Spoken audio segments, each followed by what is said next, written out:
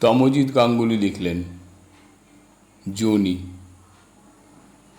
সব কিছু শুরু সেখানে, একটা অন্ধকার উষ্ণ রক্তময় নীরবতার ভিতরে, যেখানে কোনো নাম নেই, কোনো ধর্ম নেই, কোনো জাত নেই, কোনো অহংকার নেই, শুধু স্পন্দন। একটা ছোট্ট হৃদস্পন্দন ধীরে ধীরে শিখছে কিভাবে পৃথিবীতে প্রবেশ করতে হয়। আমরা সবাই সেই অন্ধকার থেকে এসেছি, সবাই। সাধু, তান্ত্রিক, ঋষি, স্বৈরাচারী, খুনি, প্রেমিক, কবি, বিপ্লবী, সবাই একদিন কারো গর্ভের ভিতরে জলের মতো ভেসেছিল, একটা নারীর শরীরের ভিতরে। তারপর মানুষ বড় হয়, নিজের নাম বানায়, নিজের পরিচয় বানায়, নিজের ঈশ্বর বানায়, নিজের যুদ্ধ বানায়, কিন্তু নিজের জন্মের রহস্য ভুলে যায়। এই পৃথিবীতে মানুষ মৃত্যুকে অনেক সম্মান দেয়। কবরের সামনে নীরবতা থাকে, শ্মশানে আগুন জ্বলে ধর্মীয় মন্ত্রে, মৃতদের নামে রাস্তা হয়, মূর্তি হয়, ইতিহাস লেখা হয়, কিন্তু যে যোনি জীবন তৈরি করলো, সভ্যতা সেটাকেই গালি বানিয়ে দিল।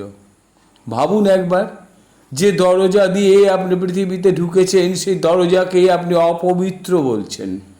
যে অন্ধকার আপনাকে জীবন দিয়েছে, তাকেই আপনি লজ্জা বলছেন। মানুষ আসলে জীবনের থেকে মৃত্যুকেই বোধহয় বেশি ভালোবাসে। কারণ মৃত্যুতে নাটক আছে, ক্ষমতা আছে, রাজনীতি আছে, রক্ত আছে, হিংসা আছে। কিন্তু সৃষ্টি খুব নীরব। একজন নারী নিজের শরীরের ভিতরে একটা সম্পূর্ণ মহাবিশ্ব বহন করে। সেখানে হাড় তৈরি হয়, সেখানে চোখ তৈরি হয়, সেখানে মস্তিষ্ক তৈরি হয়, সেখানে প্রথম স্বপ্ন তৈরি হয়। কেউ সেটা দেখে না। মানুষ শুধু জন্মদিন পালন করে, জন্মের অলৌকিকতাকে নয়। একটা নারী যখন সন্তান ধারণ করে, সে শুধু একটা শরীর বহন করে না, সে ভবিষ্যৎ বহন করে। তার গর্ভের ভিতরে হয়তো একজন সাধক আছে, হয়তো একজন বিজ্ঞানী, হয়তো একজন কবি, হয়তো একজন অত্যাচারীও।